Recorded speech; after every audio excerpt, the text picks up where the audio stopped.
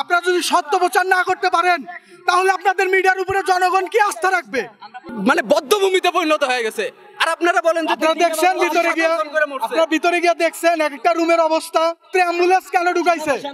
রাত্রে 2টা 3টার সময় অ্যাম্বুলেন্স কেন ঢুকলো? স্বাধীন রক্ত দিছে আমরা। পুলিশের হাতে অস্ত্র কেন? স্টুডেন্টদের প্রোটেক্ট করতে আসছে এখানে। এখানে পুলিশের হাতে অস্ত্র কেন? এখানে স্টুডেন্টদের প্রোটেস্ট চলতেছে, এখানে রাজনৈতিক কোন প্রোটেস্ট চলতেছে। এখানে বাচ্চা কাচ্চা শিশুরা মারা গেছে।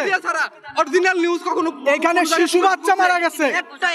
সব নিষ্পাপ বাচ্চাগুলো, ফুলের মতো বাচ্চাগুলো মারা গেছে, আগুনে পুড়ে ছাই হয়ে গেছে। ভাই আমার নিজের চোখে দেখা, আমি ভিতরে ছিলাম কালকে সারাটা দিন। টোটাল আপনারা নিউজে কি প্রচার করতেছেন আপনারা জানেন না? এটা তো আপনাদের দায়িত্ব, এটা দায়িত্ব। আচ্ছা এটা আপনাদের দায়িত্ব, 26 জন 27 জন করে আপনাদের দায়িত্ব না এটা? দিনে 100 জন করে এটা আপনাদের দায়িত্ব। সত্যটা সন্ধান করার দায়িত্ব কি? রাষ্ট্রের মিডিয়া হচ্ছে রাষ্ট্রের একটা ভিত্তি। অস্ত্র কেন থাকবে? একজন এখন পর্যন্ত ঠিকই নিতেছেন খবর আপনাদের মতো করে ছাপাইতেছেন। নাম্বার জনগণ দেখতেছে ভাইয়া, আমার একার নাম্বার নিয়ে আপনি কি করবেন?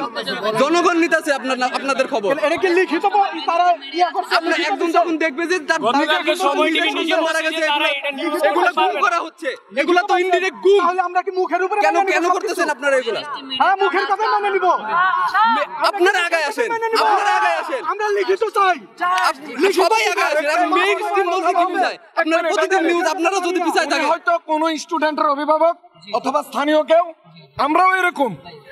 বিকেলের ভিতরে অ্যাম্বুলেন্স ঢোকা বন্ধ করে দিছে, বিকেলের ভিতরে অ্যাম্বুলেন্স ঢোকা বন্ধ করে দিছে।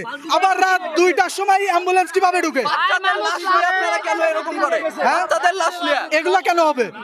এগুলা কেন হবে? এগুলা প্রশ্ন রইলো আপনাদের কাছে। মিডনাইটে কেন? আপনারা এই প্রশ্নগুলোর উত্তর খুঁজে বের করেন।